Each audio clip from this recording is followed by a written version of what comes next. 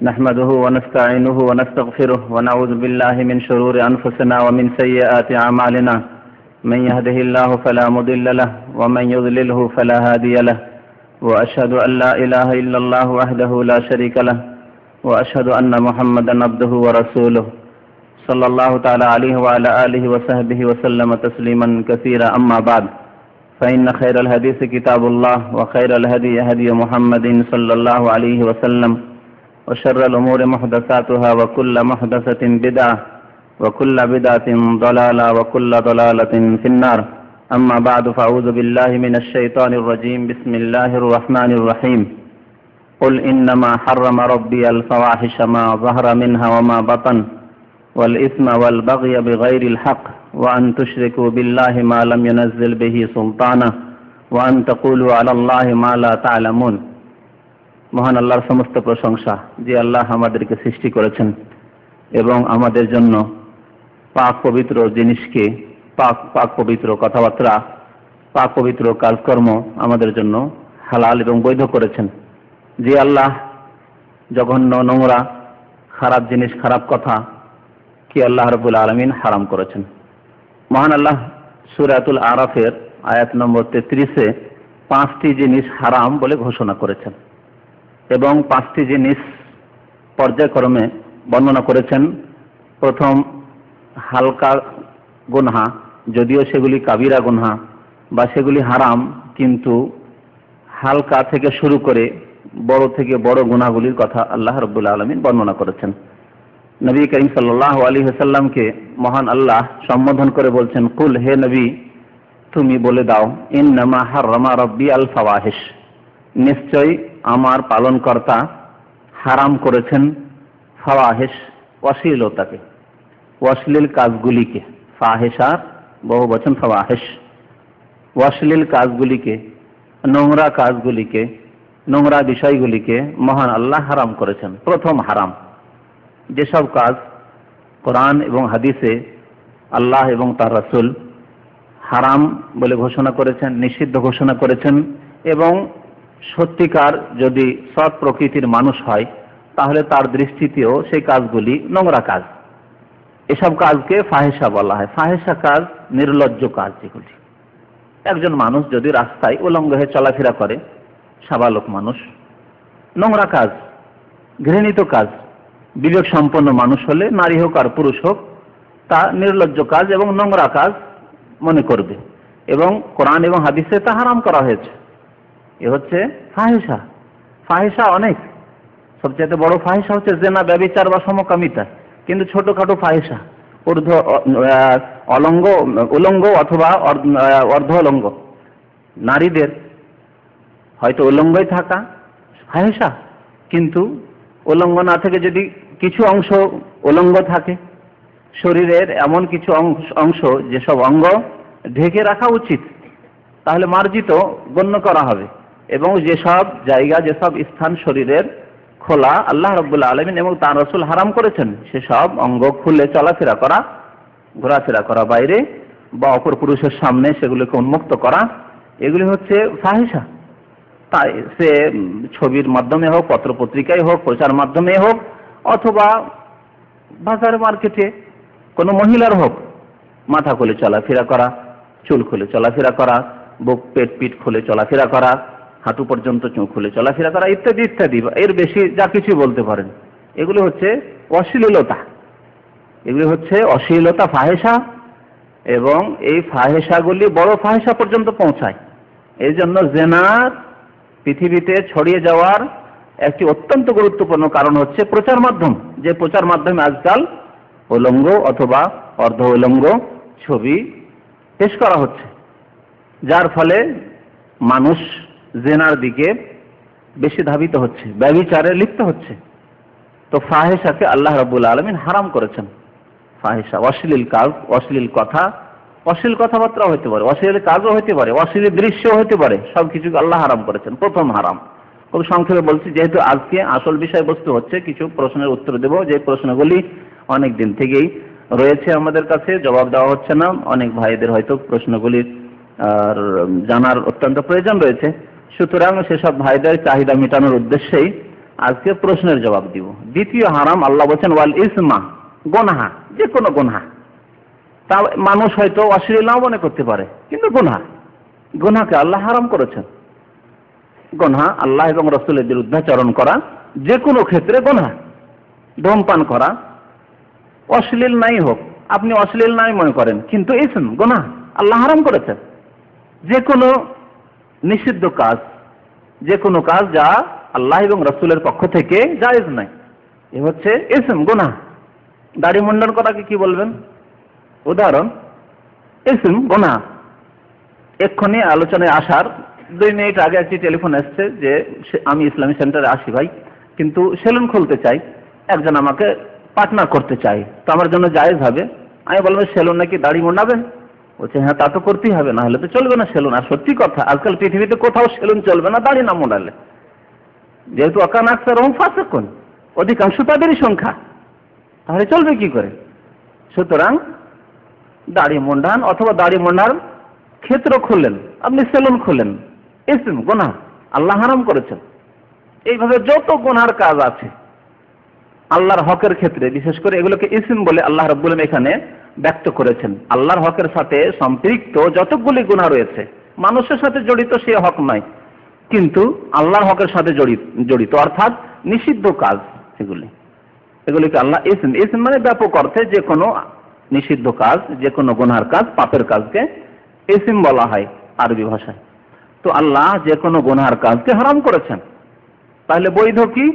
ভালো কাজ, সৎ কাজ, নেকির কাজ যেগুলি, সেগুলি বৈধ এবং সেগুলি সওয়াবের কাজ। তৃতীয় হচ্ছে ওয়াল বাগিয়া বিগাইরিল হক, অন্যায় ভাবে অত্যাচার করা বা সীমা লঙ্ঘন করা, এটি হচ্ছে মানুষের হকের সাথে সম্পৃক্ত। ইসমের পরে অর্থাৎ আল্লাহর হকের পরে মানুষের হক। ওয়াল বাগিয়া বিগাইরিল হক, অন্যায় ভাবে সীমা লঙ্ঘন করা বা কারো উপরে অত্যাচার করা, জুলুম করা ইত্যাদি। ধন সম্পদ আত্মসাতের মাধ্যমে হোক, বেঈমানি করার মাধ্যমে হোক, খেয়ানতের মাধ্যমে হোক, কাউকে মারধরের মাধ্যমে হোক, কাউকে খুন করার মাধ্যমে হোক, যে কোনো ভাবে হোক না কেন, কারো উপর মিথ্যা আরোপ করার মাধ্যমে হোক, কারো গীবত সমালোচনা করার মাধ্যমে হোক, কাউকে কষ্ট দেওয়ার মাধ্যমে হোক, কথায়, কাজে, কর্মে, যে কোনো ভাবে হোক। ওয়াল বাগি, এটি হচ্ছে সীমা লঙ্ঘন করা, বাড়াবাড়ি করা অন্যায় ভাবে কোনো মানুষের ওপর, ছেলের ক্ষেত্রে হোক, স্ত্রীর ক্ষেত্রে হোক, স্বামীর ক্ষেত্রে হোক, স্ত্রীদের, মহিলাদের স্বামীর ক্ষেত্রে হোক, অথবা বাবা মায়ের ক্ষেত্রে হোক। বাবা মায়ের হক রয়েছে, বান্দার হক। তো যদি বাবা মাকে কষ্ট দেয় কথার দ্বারা, কাজের দ্বারা, আচরণের দ্বারা, যে কোনো ভাবে, তাহলে এটি হচ্ছে আল বাগিয়া বিগাইরিল হক, অন্যায় ভাবে সীমা লঙ্ঘন করা, বাড়াবাড়ি করা। কেউ যদি মনে করে আমি স্বামী, আমার বাড়িতে সে দাসী স্ত্রী, সুতরাং সে স্ত্রীকে কষ্ট দিয়ে থাকে, অসহায়, সে উপায় নেই তার, যাবে কোথায়, সে বিবাহ হয়েছে, সুতরাং যখন তখন তাদের নির্যাতন করছে, তাহলে আল বাগিয়া বিগাইরিল হক, অন্যায় ভাবে সে সীমা লঙ্ঘন করে জুলুম করলো। এইভাবে ছেলেদের ক্ষেত্রে যদি সে ঠিকভাবে দায়িত্ব পালন না করে, তাদের লালন পালনের, মানে ইসলামে একজন মুসলিম হিসাবে একজন মুসলিম ছেলের কিভাবে লালন পালন হলে মুসলিম হয়ে থাকবে, সেইভাবে সে লালন পালন করলো না, তাহলে সে সীমা লঙ্ঘন করলো, অন্যায় করলো, বেগাইরিল হক ইত্যাদি ইত্যাদি। প্রজা যদি রাষ্ট্রনায়ক সম্পর্কে জুলুম অত্যাচার করে, এর আওতাতে শামিল। এইভাবে রাষ্ট্রনেতা যদি, রাষ্ট্রনায়ক যদি প্রজাদের ক্ষেত্রে যদি অত্যাচার করে, ক্ষমতা তার হাতে রয়েছে, অত্যাচার করলো, তাহলে এর আওতায় শামিল। আল্লাহ রাব্বুল আলামিন হারাম করেছেন। তাহলে তৃতীয় হারাম ওয়াল বাগিয়া বিগাইরিল হক ওয়া আন তুশরিকু বিল্লাহি মা লাম ইউনাজ্জিল বিহি সুলতানা। চতুর্থ নম্বরে যে জিনিসটি আল্লাহ হারাম করেছেন তা হচ্ছে আল্লাহর সাথে শিরক করা, আল্লাহর সাথে শিরক করা। মা লাম ইউনাজ্জিল বিহি সুলতানা, যার সনদ, যার প্রুফ, যার প্রমাণ আল্লাহ রাব্বুল আলামিন কোনোদিনই নাযিল করেন, অবতীর্ণ করেননি। মানে শিরক এমন একটি জঘন্য কাজ, যেই কাজ মানব জাতির ইতিহাসে এর কোনো দলিল প্রুফ নেই। অর্থাৎ আল্লাহর একত্ববাদ, তাওহীদ প্রতিষ্ঠাই হচ্ছে আসল, বাকি কোন ধর্মে শিরক নেই। যদি শিরক থাকে তাহলে তারা ঢুকিয়েছে, কোন ধর্মে শিরক নেই। আসল হচ্ছে তাওহীদ, আল্লাহর একত্ববাদ। ইহুদিদের ধর্ম হোক, খ্রিস্টানদের ধর্ম হোক, আর অন্য কোন ধর্ম হোক, যদি আল্লাহ রাব্বুল আলামিন তা নাযিল করে থাকেন, সেই ধর্মে আছে আল্লাহর তাওহীদ, একত্ববাদ। কিন্তু তাতে যদি তারা এক আল্লাহকে তিন আল্লাহ পরিণত করে থাকে, ঈসা আলাইহিস সালামকে আল্লাহর পুত্র করে দিয়ে থাকে, ওজাইরকে ইহুদিরা আল্লাহর পুত্র করে দিয়ে থাকে, তারা যদি তাদের কিতাবাদিতে শিরক থাকে, তাহলে তাদের মন গড়া কথা। এইরকম মক্কার মুশরিকরা তার ইব্রাহিমের ধর্মের দাবিদার ছিল, কিন্তু তারা 360 মূর্তির পূজা করতো শুধু কাবার আশেপাশে। এই হচ্ছে তাদের এইসব মিথ্যা ধর্ম যা তারা নিজেরাই রচনা করেছিল, মহান আল্লাহ এর সনদ কোনোদিনই নাযিল করেননি। তাহলে যে কোনো জাতির মধ্যে শিরক রয়েছে সেটি তাদের মন গড়া। হিন্দু ধর্মে যে শিরক রয়েছে, হাজার হাজার দেবী দেবতার পূজা, তাদের মন গড়া ধর্ম। এই ধর্ম কোনোদিন আল্লাহ নাযিল করেননি। এইরকম মাজার পূজা, কবর পূজা যে রয়েছে, আর কবর পাকা করে সেজদা করা, আর নজর নিয়াজ মান্নত পেশ করা, খাসি মুরগ জবাই করা, ওরসের মেলা করা, মানব রচিত, মালাম ইয়ানাজ্জিল বিহি সুলতান, আল্লাহ রাব্বুল আলামিন এর দলিল প্রমাণ সনদ কোনদিন নাযিল করেননি। আদম আলাইহিস সালাম থেকে শুরু করে প্রিয় নবী মুহাম্মদ রাসূলুল্লাহ সাল্লাল্লাহু আলাইহি ওয়াসাল্লাম পর্যন্ত শিরকের কোনো দলিল প্রমাণ নেই, আর কোনো যুক্তিও নেই যে সৃষ্টি করলেন আল্লাহ, রেজেক দাতা আল্লাহ, মালিক আল্লাহ, আকাশ জমিন আল্লাহ সৃষ্টি করলেন, সবকিছুই আল্লাহর, বাতাস আল্লাহর, সবকিছুই আল্লাহর, আর ইবাদত পূজা করব গায়রুল্লাহ।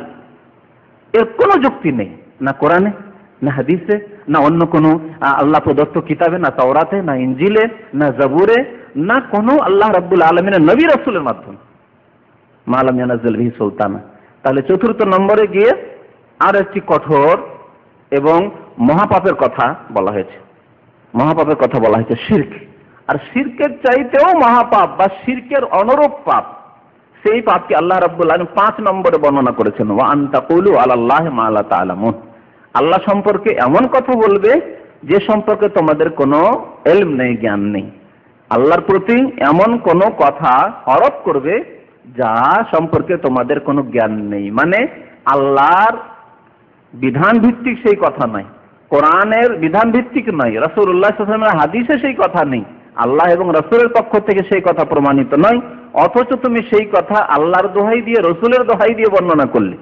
ধর্মের ব্যাপারে, দিনের ব্যাপারে এমন কোনো কথা বলা যে সম্পর্কে তোমার জ্ঞান নেই, অর্থাৎ মন গড়া কথাবার্তা, শুনে শুনে কথাবার্তা বর্ণনা করলে, কোরআনেও তার দলিল প্রমাণ নেই, নবী করিম সাল্লাল্লাহু আলাইহি ওয়াসাল্লামের হাদিসেও নেই, আর তুমি বললে যে এটি হালাল, এটি হারাম, এটি জায়েজ, এটি নাজায়েজ, এটি মাকরুহ, এটি হচ্ছে শিরক, এটি হচ্ছে কুফরি, বা এটি হচ্ছে না করলেও চলে, আর এটি না করলেও মুক্তি পাওয়া যাবে, ইত্যাদি ইত্যাদি যে সব কথাবার্তা। ধর্মের নামে তাওহীদকে শিরক করে দিলে, মাজারের মাধ্যমে, ওলি আউলিয়ার মাধ্যমে আল্লাহ সন্তুষ্টি হাসিল হবে, ওসিলা তাদেরকে না ধরে আল্লাহ সন্তুষ্টি পাওয়া যাবে না, ইত্যাদি যত ভ্রান্ত কথাবার্তা আছে। ওয়া আন তাকুলু আলাল্লাহি মা লা তা'লামুন। আল্লাহ সম্পর্কে এমন কথা বলা বা এমন কথা ব্যক্ত করা, এমন কথায় বিশ্বাসী হওয়া যে সম্পর্কে তোমাদের জ্ঞান নেই। তাহলে জ্ঞান ছাড়া কোরআন এবং হাদিস, আল্লাহ সম্পর্কে জ্ঞান হইতে হবে কোরআন এবং হাদিস ভিত্তিক, আল্লাহ এবং রাসূলের নিয়ে আসা আদর্শ ভিত্তিক, আল্লাহ রাব্বুল আলামিন যে আদর্শ পাঠিয়েছেন নবী করিম সাল্লাল্লাহু আলাইহি ওয়াসাল্লামের মাধ্যমে। এছাড়া যদি কোনো কথা হয় তাহলে এই আয়াতের আওতাতে পড়বে, ওয়া আন তাকুলু আলাল্লাহি মা লা তা'লামুন। আর এমন কোনো কথা বলা, এমন কোনো কথা বিশ্বাস করা যার কোনো দলিল প্রমাণ নেই, সেই কথা হচ্ছে বা সেই পাপ হচ্ছে সবচেয়ে বড় পাপ, যাকে শিরকের সাথে আল্লাহ রাব্বুল আলামিন একসাথে বর্ণনা করেছেন। এবং এ সম্পর্কে নবী করিম সাল্লাল্লাহু আলাইহি ওয়াসাল্লামের অনেক হাদিস রয়েছে। একটি ঘটনার দিকে শুধু ইঙ্গিত করছি। একবার কোন অভিযানে, যে অভিযানে নবী করিম সাল্লাল্লাহু আলাইহি ওয়াসাল্লাম যাননি, সাহাবায়ে কেরামদেরকে মাঝে মাঝে কিছু অভিযানে পাঠাতেন। সাহাবায়ে কেরামরা গিয়েছিলেন কিছু সংখ্যক, যাওয়ার পরে একজন লোক আহত হয়ে যায়, তার মাথায় আঘাত লাগে, শত্রু দলের পক্ষ থেকে আহত হয়ে যায়। আহত হয়ে যাওয়ার পরে তার স্বপ্নদোষ হয়ে যায়, স্বপ্নদোষ হয়ে যায়। তখন তার সাথী সঙ্গীরা বলল যে দেখো, তুমি তো আহত, অসুস্থ, তারপরে তুমি আবার স্বপ্নদোষও তোমার হয়ে গেল, তো কি করবে? তোমার তার উপায় নেই, গোসল করতেই হবে, গোসল করতেই হবে। লোকেরা মাসলা না জেনে গোসল করিয়ে দিল। সেই লোক গোসল করে নিল, ঠান্ডা পানিতে গোসল, আর সে আহত মানুষ, সেও মাথায় আঘাত, আর তারপরে তার অসুস্থতা আরো বেড়ে গেল, এমন অসুস্থতা বাড়লো যে সেখানে সে মারা গেল। নবী করিম সাল্লাল্লাহু আলাইহি ওয়াসাল্লামের কাছে সেই সাহাবারা ফিরে এসে ঘটনা বর্ণনা করলেন। নবী করিম সাল্লাল্লাহু আলাইহি ওয়াসাল্লাম চরম অসন্তুষ্ট হলেন। অসন্তুষ্ট এমন হলেন যে তিনি তাদেরকে বদ্য পর্যন্ত দিলেন, কাতালতুমুহু, তোমরা তাকে হত্যা করেছো, তোমরা তাকে হত্যা করেছো। কাতালাকুমুল্লাহ, আল্লাহ তোমাদের নাশ করুক, সর্বনাশ হোক তোমাদের, সর্বনাশ হোক তোমাদের। যে অজ্ঞতার সাথে, মূর্খতার সাথে এই রকমের না জেনে কোনো মাসলার হুকুম বিধান বলে দিয়ে তোমরা একজনকে হত্যা করলে, খুন করলে একজনকে। এই মাসলা যদি জাহেল মূর্খ না হয়ে এইরকম মাসলা যদি না বলতে যে গোসল করতেই হবে, তাহলে সেই লোকটি হয়তো মরতো না। মত থাকলে মরবে সেটি আলাদা কথা, কিন্তু মরার কারণটা তো হলো যে তোমাদের এই গোসলের ফতোয়া দেওয়া। নবী করিম সাল্লাল্লাহু আলাইহি ওয়াসাল্লাম চরম অসন্তুষ্ট হলেন, আল্লাহ তোমাদের সর্বনাশ করুক যে তোমরা এরকম ফতোয়া দিয়ে তাকে হত্যা করলে। নবী করিম সাল্লাল্লাহু আলাইহি ওয়াসাল্লাম তার সাথে আরো বললেন, দেখো হাল্লা সাআলতুম আহাদান, এমন কোনো ব্যক্তিকে কেন জিজ্ঞেস করেনি যে এই সম্পর্কে জানে মাসলা মাসাইল? জিজ্ঞেস করা উচিত ছিল। ইন্নামা শিফাউল ইয়া সওয়াল, যদি না জানা থাকে, অজ্ঞতা থাকে, তো তার আরোগ্যতা হচ্ছে, চিকিৎসা হচ্ছে জিজ্ঞেস করে নেওয়া। ইন্নামা শিফাউল ইয়া as-সওয়াল, অজ্ঞতা যদি থাকে, আমি কিছু জানি না, তাহলে কথা না বলে তোমার চিকিৎসা হচ্ছে জিজ্ঞেস করে নেওয়া। যে জানে দলিল সহ তার কাছে জিজ্ঞেস করে নেওয়া যে ভাই কোরআন এবং হাদিসের আলোকে এর উত্তর কি হতে পারে। তাহলে দেখেন চরম অপরাধ হলো যারা না জেনে ফতোয়া দিল, না জেনে মাসলা মাসাইলের বিধান বলল। সুতরাং আমাদের সমাজে যে একটি রোগ আছে, যে কোনো সমস্যা যদি দেখা যায় দিনের সমস্যা, তো চুপ থাকতে জানে না আমাদের জাতি। আমাদের নামধারী যেসব আলেমরা, মানে আমাদের দেশে আলেম ফাজালের ডিগ্রি তো আবার খুব সস্তা, একেবারে কামেলের ডিগ্রি দেওয়া হয়, অথচ কোরআন হাদিসের হয়তো কিছুই পড়া হয় না, তেমন 2-4টি পাতও পড়া হয় না, আর দাওরায় হাদিস পাশ করে নেই, আর তারপরেও ইসলাম সম্পর্কে কোনো নলেজও হয় না। আর তারপরে তাদেরকে আর অনেকে তো আছে যে কিছুই পড়েনি, প্রাথমিক পর্যায়ে আছে, কিন্তু মসজিদের ইমাম হয়ে গেছে, মসজিদ হাফেজ, কিছুই বুঝে না, সে আল্লাহর কিতাব না রাসূলুল্লাহ সাল্লাল্লাহু আলাইহি হাদিস কিছুই বুঝে না, হাফেজ মসজিদের ইমাম হয়ে গেছে। আর গ্রামের লোকও জাহেল, নেতা জাহেল, জিজ্ঞেস করবে তাকে, সে ভাবছে যদি আমি জবাব না দিই তাহলে তো আমার হয়তো চাকরি যেতে পারে, তাই প্রত্যেক ক্ষেত্রে সে জবাব দেবে। এইভাবে নিজেও গোমরাহ হয় এবং অপরকেও গোমরাহ করে। নবী মুহাম্মদ রাসূলুল্লাহ সাল্লাল্লাহু আলাইহি ওয়াসাল্লামের এই ক্ষেত্রে হাদিস রয়েছে সহিহ মুসলিমের, ইন্নাল্লাহ লা ইয়াকবিজুল ইলমা ইনতিজান ইয়ানতাজিহু মিনাল ইবাদ ওয়ালাকিন ইয়াকবিজুল ইলমা বিকবদিল উলামা। মহান আল্লাহ দ্বীনের জ্ঞান কোনদিন মানুষের অন্তর থেকে ছিনিয়ে নেবেন না। যে একজন আলেম, দক্ষ আলেম ছিল, ইসলাম সম্পর্কে যথেষ্ট জ্ঞান ছিল, আর হঠাৎ করে তার অন্তর থেকে তার জ্ঞানকে, তার ইলমকে, তার বিদ্যাকে ছিনিয়ে নেওয়া হলো, এরকম ছিনিয়ে নেবেন না। বরং কিভাবে ইসলামের ইলম উঠে যাবে, কোরআন এবং হাদিসের জ্ঞান উঠে যাবে এই উম্মতে মুসলিমা থেকে, মুসলিম জাতি থেকে, যার পরে সব অজ্ঞ হয়ে থাকবে, অজ্ঞতার জীবন যাপন করবে। এইরকম অনেক দেশের অবস্থা, অনেক এলাকার অবস্থা, অনেক অঞ্চলের অবস্থা। আমাদের দেশে যে গোটা অঞ্চল, গোটা ডিস্ট্রিক্টে একজন দক্ষ মানুষ পাওয়া মুশকিল, যার কাছ থেকে একেবারে কোরআন এবং হাদিস ভিত্তিক একটা মাসলা জানতে পারবেন। তো কোনো আলেমের অন্তর থেকে ছিনিয়ে নেবেন না, তাহলে ইলম কি করে উঠে যাবে, ইসলামের জ্ঞান কি করে উঠে যাবে পৃথিবী থেকে? ওয়ালাকিন ইয়াকবিজুল ইলমা বিকবজিল উলামা। আল্লাহ ইসলামের জ্ঞানকে উঠিয়ে নেবেন। কেমন ভাবে? আলেমদেরকে উঠিয়ে নিয়ে, বড় বড় আলেম যাদের দক্ষতা ছিল, কোরআন এবং হাদিসের পাণ্ডিত্য ছিল, যারা কোরআন এবং হাদিসের দলিল বুঝতেন, হালাল হারাম দলিল সহ কথা বলতেন, বিনা দলিল যারা কথাবার্তা বলতেন না, তাদের ইন্তেকাল হয়ে যাবে। আর এমন একটি যুগ আসবে যে হাত্তা লাম ইয়াবকা ফিন নাসি আলেমুন, মানুষ সমাজে কোনো যোগ্য আলেম থাকবে না, কোরআন এবং হাদিসের জ্ঞান সম্পন্ন আলেম থাকবে না। থাকবে ডিগ্রি, থাকবে যেমন ডিগ্রি রয়েছে, কিন্তু ইলম নেই, সার্টিফিকেট আছে, ইলম নেই। হাত্তা ইযা লাম ইয়াবকা ফিন নাসি আলেম, যখন নেই, আর জনসাধারণের সমস্যা রয়েছে, সমস্যার সমাধান নিতেই হবে, কার কাছে যাবে? তারা মনে করছে যে এর কাছেই পেতে পারি। ইত্তাখাযান নাসু রউসান জুহালা, তখন মানুষরা, জনসাধারণরা নেতা বাছাই করবে জাহেলকে, মূর্খকে নেতা বাছাই করে। মূর্খ মসজিদের ইমাম হবে, মূর্খ হবে আপনার এলাকার সরদার হবে, মূর্খ এলাকার হবে মন্ডল মাতাব্বর হবে, মূর্খ এলাকার চেয়ারম্যান হবে, মূর্খ দেশের রাষ্ট্রনেতা হবে। ইসলাম সম্পর্কে কোনো জ্ঞান নেই, বলছে আছে মুফতি সেজে বসে থাকবে, চেয়ারম্যান মুফতি সেজে বসে থাকবে, এমপি মুফতি সেজে বসে থাকবে। ইত্তাখাযান নাসু রউসান জুহালা, তখন জাহেলদেরকে তারা নেতা বানিয়ে নেবে, ধর্মীয় নেতা, এবং তাদেরকে জিজ্ঞেস করবে মাসলা মাসাইল। ফাআফতাউ বিগাইরি ইলম, না জেনে তখন ফতোয়া দিবে, মাসলা মাসাইলের উত্তর দেবে, না জেনে মাসলা মাসাইল উত্তর দেবে। ফাদাল্লু ওয়া আদাল্লু, নিজেও গোমরাহ পথভ্রষ্ট হবে এবং অপরকেও পথভ্রষ্ট করবে। এটি হচ্ছে নবী করিম সাল্লাল্লাহু আলাইহি ওয়াসাল্লামের হাদিস। তো শেষ জামানা যত ঘনিয়ে আসবে, কিয়ামত যত কাছে আসবে, ইসলামের সঠিক জ্ঞান ধীরে ধীরে উঠে যাবে, যার ফলে যোগ্য ব্যক্তি পাওয়া মুশকিল, যার কাছে কোরআন হাদিসের মাসলা মাসাইল জানা যাবে। আর সবাই ফতোয়াবাজি করবে।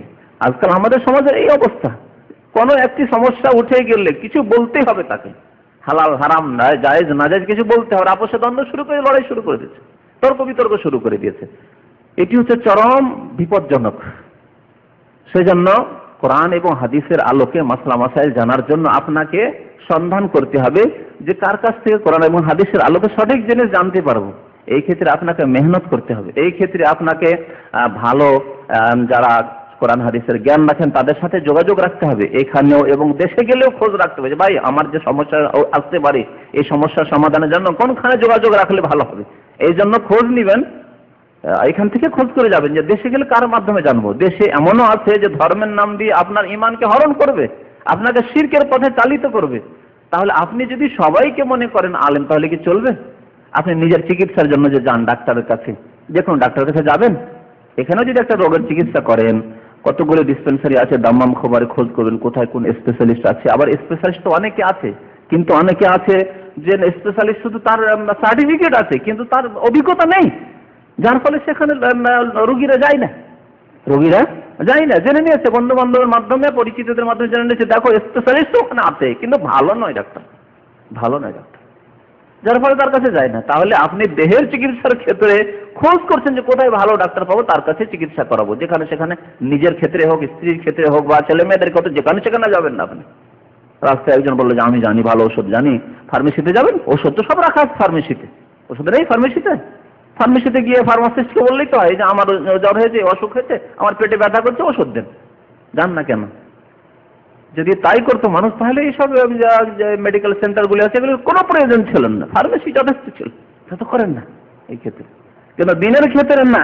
যেখানে সেখানে দেখলেন যে এক জায়গায় দাঁড়িয়ে আছে, মনে হচ্ছে একটু লম্বা পাঞ্জাবি টুপিটা আছে, আর জিজ্ঞেস করা শুরু করলেন তাকে হুজুর, আমাদের সমাজের যে অবস্থা, তাকে হুজুর আপনার গ্রামের একজন হাফেজ, সিম্পল হাফেজ, এইটুকু চিন্তা করলেন না যে ভাই হাফেজ আমাকে দিনের ক্ষেত্রে কি জবাব দেবে সে, হ্যাঁ জিজ্ঞেস করলেন আর তারপরে চলছেন। আর তারপরেও সবচেয়ে বড় কথা, জিজ্ঞাসারও প্রয়োজন নাই। এক শ্রেণীর মানুষ, বরং অধিকাংশ মানুষের আজকাল অবস্থা আমাদের সমাজে, জিজ্ঞাসারও প্রয়োজন নেই। বাপদাদা যা করে এসছে তাই করবো, বাপদাদা ভুল পথে ছিল। এই শ্রেণীর লোকদেরকে আমাদের ভাইরা অনেক সময় এই পয়েন্টটি বলে, আমাকে খুব সুন্দর লাগে এই কথাটি। এই যে বাপদাদার যে দোহাই পাড়া, এটি ধর্মীয় ক্ষেত্রেই শুধু কেন, আপনি আপনার দুনিয়ার ক্ষেত্রে কেন করেন না? অনেকের বাবা আছে সে চাষি ছিল, কৃষক ছিল, আর সে এসে একজন অফিসে বসে, একবার এয়ার কন্ডিশন অফিসে বসে সেখানে অফিসারই করছে। বাবা তুমি অফিসের কাজে কম্পিউটার কাজ কেন করো? তোমার বাবা চাষি ছিল, তুমি চাষি কেন নাও? যাও চাষ করো তুমি। সেখানে কেন বলো না আমার বাবা চাষি ছিল সুতরাং আমি চাষি থাকবো? কথা বলে কেউ না। যথাসাধ্য উন্নতির চেষ্টা করছেন যে আমার বাবা চাষি ছিল পড়ায়, তাকে তার বাবা পড়ায়নি হয়তো, বা সে ওইরকম সোর্স পায়নি, কিন্তু আমি পেয়েছি। যত দূর উন্নতি করা সম্ভব আমি উন্নতি করবো দুনিয়ার ক্ষেত্রে। আর দিনের ক্ষেত্রে আমার বাবা ছিল কবর পূজারি, তাই আমিও কবর পূজারি থাকবো। আমার বাবা বেরেলবি রেসবি ছিল, তো আমিও রেসবি থাকবো। আমার বাবা সুফি চরমনাই বা সচ্ছিনার মুরিদ ছিল, আমিও সবাই তার মুরিদ থাকবো। এ কোন কথা হইল? দিনের ক্ষেত্রে সেই পথে থাকবেন, বাপদাদার পথে। আর দুনিয়ার ক্ষেত্রে কেন বাপদাদার পথে থাকেন? আল্লাহর রাস্তায় সেই পথেও বাপদাদার দোহাই পড়ুন আর থাকেন, ওই কেন থাকছেন না? তো যাই হোক, আল্লাহ রাব্বুল আলামিন আমাদেরকে সঠিক জিনিস বোঝার এবং তার প্রতি আমল করার জন্য তৌফিক